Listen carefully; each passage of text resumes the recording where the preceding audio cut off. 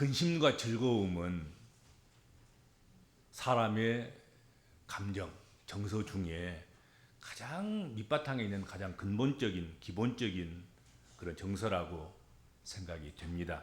사람은 근심이 있습니다. 또 있을 수 있습니다. 그런가 하면 즐거움도 있습니다. 그런데 근심이란 것과 즐거움이란 것, 그것은 전혀 상반된 그런 감정이라는 것이죠. 근심은 우리의 삶을 어둡게 하고 파멸로 이끄는 그런 힘을 가지고 있습니다. 근심은 우리를 자초하게 하는 거지요. 어둡게 하고 낭망하게 하고 절망스럽게 하고 파멸로 실패로 이끄는 힘을 근심이 가지고 있습니다. 그런가 하면 즐거움은 우리의 삶을 밝게 합니다. 즐거운 사람들은 어떻든 표정도 밝고 생활도 밝고 밝은 것을 좋아하고 밝은 이미지 속에서 밝게 살아가게 됩니다. 또 그렇게 살아가면 그 삶이 성공으로 이끌어가게 되고 번영으로 이끌어가게 됩니다. 즐거움은 인생을 더 풍요롭게 하고 가치 있게 만드는 힘이 있습니다. 오늘 본문 말씀에 근심은 그 근심하는 자로 하여금 번뇌하게 한다, 그렇게 말씀했습니다. 근심은 근심하는 자, 그에게 번뇌를 안겨다 준다, 번뇌하도록 한다 하는 것이죠. 여기서 이 번뇌라는 말이 히브리어로 샤하라는 말입니다. 샤하. 이것을 해석하면 엎드린다, 몸을 구부린다, 굴복하다, 풀이 죽게 하다, 그런 뜻을 가진 말입니다. 현대 사회도 말할 것이 똑같습니다만은 고대 근동에서의 하루하루의 삶은 전쟁의 역사였습니다. 치열한 전쟁 끝에 원하나 원치 않으나 결국은 어떤 편은 승리하게 되고 어떤 편은 실패하게 돼서 패하게 돼서 그런 운명을 받아들일 수밖에 없습니다. 그렇게 전쟁에 패한 왕은 승리한 왕 앞에 아주 지죽은 듯이 몸을 구부려서 납작 엎드리게 되는 것입니다. 승리한 왕은 엎드린 왕의 목을 밟고서 살릴지 죽일지를 결정하는 것입니다. 목이 밟힌 채로 엎드려 있는 왕의 모습을 한번 상상해 보시기 바랍니다. 짖는 왕을 발바닥에 딱 놓고 발로 밟는 거예요. 한 발로 밟고 이러고 있는 거지. 여러 번 죽는 거지, 여러 번 사는 거지.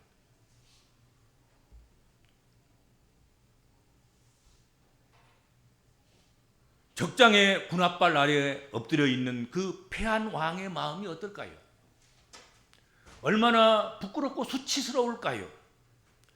짧은 그 순간이지만 억겁의 시간을 보내는 것 같다 생각이 안 되겠습니까? 차라리 이럴 바에는 죽는 게 낫지, 그러지 않겠냐 하는 것이죠. 이판사판 빨리 끝나서 잊었으면 좋겠다, 그렇게 하지 않겠는가 하는 것이죠. 바로 그런 마음, 엎드려서 굽부려서 승리한 왕의 발바닥에 목이 밟혀서 그렇게 찰나를 보내는 순간을 보내는 그 순간, 그 모습, 그 마음, 그 상태,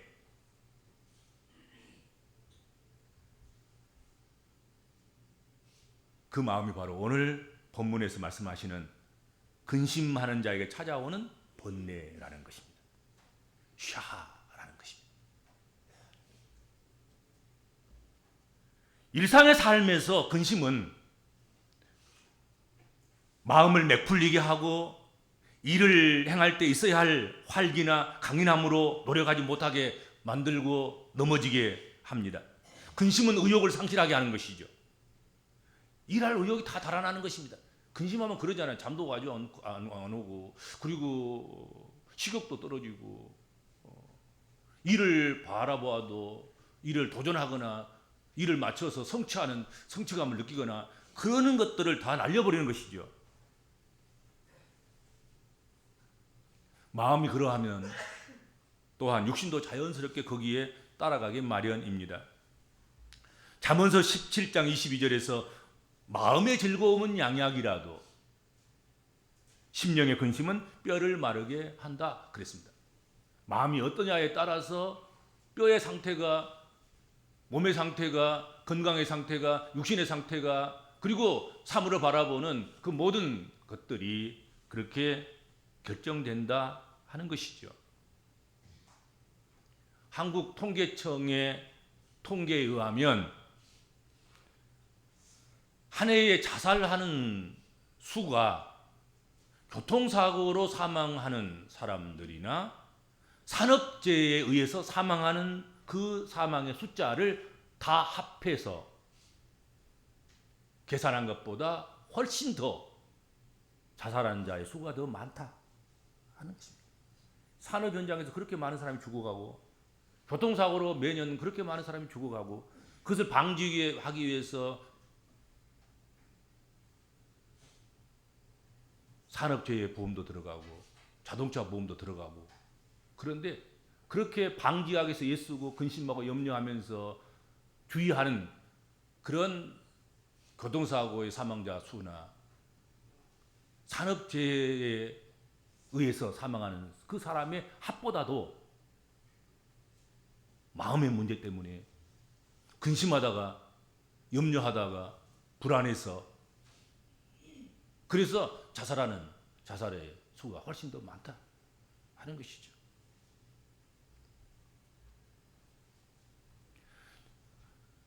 자살하는 마음에 근심이 있었음을 의심할 바가 없습니다. 근심 없이 그런 끔찍한 일을 벌이지 않습니다. 사실 교통사고나 산업재해 근저에도 드러나지 않은 숨은 근심이 도사리고 있다는 것, 그 부인할 수 없습니다. 그렇죠. 사고 확률 높이는 것이죠. 근심이 있는 상태에서 운전하다가 그 근심에 몰두하다가 지금 자기가 어디 가는지도 모르고 내가 자기가 운전하고 있는 자체도 몰라버리는 그래서 사고가 나는 경우도 있고 산업재해도 마찬가지입니다. 여러분들 기계를 다루고 뭐 화학 제품을 다루고 그런 노동 현장 속에서 열심히 일하다가 그냥 그 근심의 문제에 골몰하게 거기에 투사가 되면 자신도 모르는 사이에 사고에 빠지기도 하고 그런 거지. 근심은 그만큼 위험한 감정이고 위험한 정서이고 위험한 마음의 상태인 것입니다. 사람은 근심의 환경에 놓이면 자신도 감당이 되지 않는 일을 벌일 수 있는 그런 존재인 것입니다. 그러므로 근심 가운데서 오래 머물러 있어서는 절대로 안 됩니다.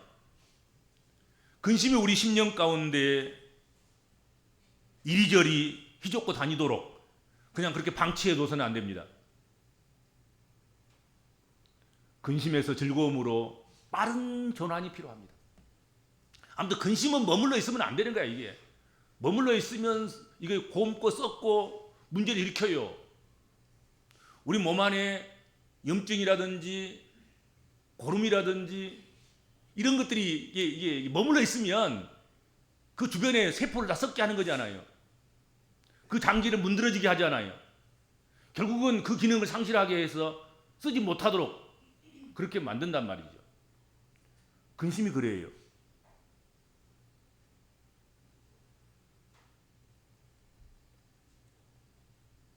그래서 근심은 빨리 어떤 수단과 방법을 다 동원해서라도 즐거움으로 빠른 전환이 필요합니다. 근심으로 찾아온 번뇌를 이 사하를 깨끗이 씻어내고 근심을 즐거움으로 바꿔내야 한다 하는 것입니다. 믿음은 근심을 즐거움으로 바꾸는 능력이 있습니다. 믿음이 강할수록 이 능력이 더 탁월해지는 것입니다. 믿지 않으면, 믿음이 없으면 근심을 근심대로 그대로 그냥 그대로 온몸을 받는 거예요. 그러면 온몸으로 파도가 밀려오면 그 파도에, 근심의 파도에 견뎌낼 재간이 인간에게는 없어요. 믿을 때 그 믿음으로, 그 믿음이 방파제가 되고, 믿음이 그 근심의 파도에서 우리를 그래도 조금이라도 더 안전하게 지켜주고 보호하게 되는 것입니다. 울어도, 힘써도, 참아도, 취해봐도 그 근심은 없어지거나 그 강도가 절대로 약해지지 않습니다. 오히려 울고 불고 힘쓰고 애쓰고 또 그냥 꾹 참아보고 뭔가 취해보고 그러면 없어지려니 하지만 오히려 더 근심의 강도가 점점 심해지고 점점 더 확산되고 확대되고 그렇게 된다. 그런 위험성을 가지고 있다 하는 것입니다. 여러분, 근심으로 번뇌할 때 그에게 필요한 것이 무엇이겠습니까? 무엇이 근심을 치료하는 양약이 될까요? 무엇으로 그 근심을 없앨 수 있겠습니까? 오늘 본문 말씀에서 한정해서 오늘 본문 말씀은 아주 간단하고 명료하게 분명하게 그 답을 제시하고 있습니다. 무엇입니까? 오늘 본문 그대로 선한 말. 근심은 번뇌하게 하지만 선한 말은 그것을, 근심으로 번뇌하는 그것을 즐거움으로 바꾼다. 그렇게 말씀하고 있습니다. 근심을 덜고 근심이 마음의 번뇌로 가지 않게 막고 그것을 즐겁게 바꿔내게 하는 것, 그것은, 그 방법은 선한 말이다. 소망의 말이다 하는 것이지요. 따뜻한 말 한마디가 그러니까 죽을 자를 살리는 것이지요. 근심으로 번뇌할 때 악한 말이나 소망 없는 말 하거나 그것을 들으면 더 번뇌할 뿐인 것입니다. 아픈 사람을 더 아프게 하는 것일 뿐입니다. 상처에 소금을 뿌리고 그 자리를 빡빡 문지르는 것과 똑같습니다. 시편 119편 23절에 24절을 봅시다. 고관들도 앉아서 나를 비방하였사오나 주의 종은 주의 율례들을 작은 소리로 읊조렸나이다. 주의 증거들은 나의 즐거움이요 나의 충고자이니이다 라고 말씀했습니다. 그렇습니다. 넘쳐나는 것이 비방하는 고관과 같은 이들입니다. 세상에 이런 사람들이 너무 많습니다. 우리에게 그런 비방자가 필요한 것이 아니라 치유자가 필요합니다. 치유자의 역할을 할 수 있는 그런 사람이 필요하고 그런 이들이 가까이 있어야 합니다.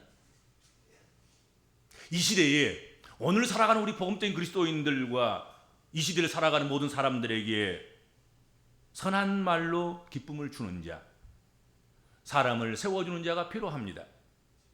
우리 복음적인 그리스도인들은 근심으로 번뇌하는 일을 위해서 선한 말로 이웃을 즐거워하도록 섬기고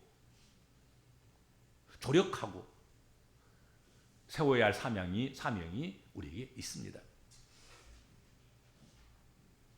우리 복음적인 그리스도인들은 선한 말로 우리 이웃을 즐겁게 해줘야 할 것입니다. 이게 우리 사명이에요. 예수를 믿고 구원받은 하나님 백성들, 근심 덩어리, 근심 투덩이 밖에 없는 그런 우리들이 즐거움으로 우리 인생을 바꾸게 된 것, 그것은 구원 얻었기 때문인데, 그렇다고 한다면 그 은혜를 받은 우리들이 마땅히 우리 이웃에게도 그들이 근심하실 때 선한 말로 즐거움을 줄 수 있는, 즐거움으로 회복될 수 있고 즐거움으로 나아가게 하는 그 일을 조력해야 한다 하는 것이죠. 즐거움은 긍정적인 에너지를 발산하게 합니다. 마음이 즐거우면 기운이 납니다. 마음이 즐거우면 활기를 얻게 되는 것입니다. 의욕이 생깁니다. 일할 의욕도 생기고, 누우면 잠자고, 일어나면 먹을 욕구가 생겨서 잘 먹고, 그리고 잘 살아내는 것입니다. 기력이 쇠한 사람이 수액 하나 맞으면 그래도 조금 정신이 드는 것처럼, 근심하는 사람들이 선한 말을 듣고 선한 위로를 받고 기쁜 소식을 들으면 즐거움이 회복됩니다. 그래서 효과적이고 효율적인 그런 시간을 보내게 되고 또 그런 삶을 살아가는 사람이 되게 하는 것입니다. 그런데 인생에게 아주 결정적으로 선한 말은, 그 선한 말의 출처는 사람의 말이 아닐 것이다 하는 것이죠. 결정적인 선한 말은 여러분 하나님의 말씀입니다.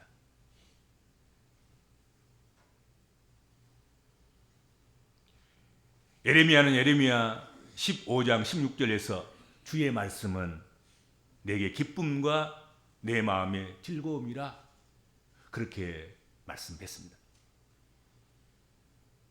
예레미야에게는 주의 말씀이 기쁨과 즐거움이었습니다. 우리 복음적인 그리스도인들에게는 말씀이신 주님이 우리의 상한 감정의 치유자이십니다. 근심을 즐거움으로 바꿔주시는 분이다 하는 것입니다. 그 말씀 자체가, 말씀 육신이 돼서 오신 주님이, 그분이 근심을 즐거움으로 바꿔주시는 치유자이시다 하는 것이죠. 그 말씀으로 충만하면, 그 복음으로 충만하면, 그리스도 예수로 충만하면, 그리스도 영으로 오신 성령으로 우리가 충만하면 근심을 즐거움으로 바꿔낼 수 있다 하는 것이죠. 주의 율례들, 주의 증거들을 작은 소리로 읊조릴 때 여러분 치유가 일어나는 것입니다. 하나님의 선한 말씀, 특히 복음의 선한 말씀은 수고하고 무거운 짐을 가볍게 만드는 그런 능력이 있습니다.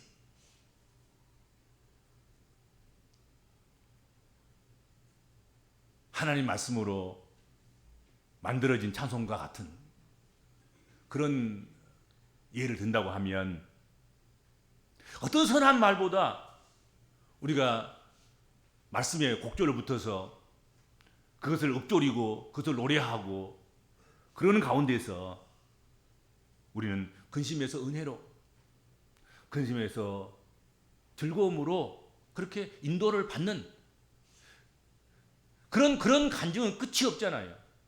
우리가 직접 경험해봤고 지금도 경험할 수 있고 앞으로도 계속 경험될 그런 것들이죠.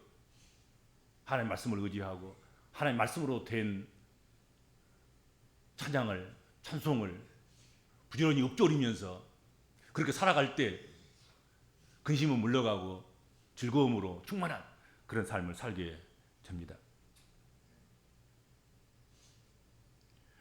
하나님의 말씀을 의지해서 또한 우리가 기도할 때 근심은 사라지고 즐거움의 샘이 터지게 되는 것입니다. 우리가 근심할 때 다른 거 해서는 안 됩니다. 우리가 근심할 때 근심을 가지고 오라고 하시는 주님 앞에 나아가서 우리가 그것을 주님 앞에 내려놓고 주님께 맡기고 주님의 손에 올려드리고 우리가 기도하는 것입니다. 기도할 때 근심은 사라지게 되고 근심은 즐거움으로 바뀌는 놀라운 역사가 일어나게 될 것입니다. 그건 약속된 바지 않습니까? 성경에 수많은 믿음의 사람들이, 신앙의 사람들이, 성경적인 사람들이 그들의 근심의 문제를 가지고 나왔습니다. 개인의 문제도 그렇고 작은 공동체의 문제도 그렇고 나라와 민족의 운명사적인 그런 것들도, 그 근심의 문제들도 하나님께 가지고 나와서 기도했을 때 예수께 가지고 나와서 우리를 구원하소서, 우리를 도우소서 하고 맡겼을 때 그 근심의 문제는 사라지고 오히려 근심이 즐거움이 되는 놀라운 역사들이 일어나게 됐습니다. 그런 샘물은 계속해서 터질 것입니다. 그건 약속된 것이고 그 약속을 믿고 실행하는 자들에게 계속 경험되도록 그렇게 하시리라 믿습니다.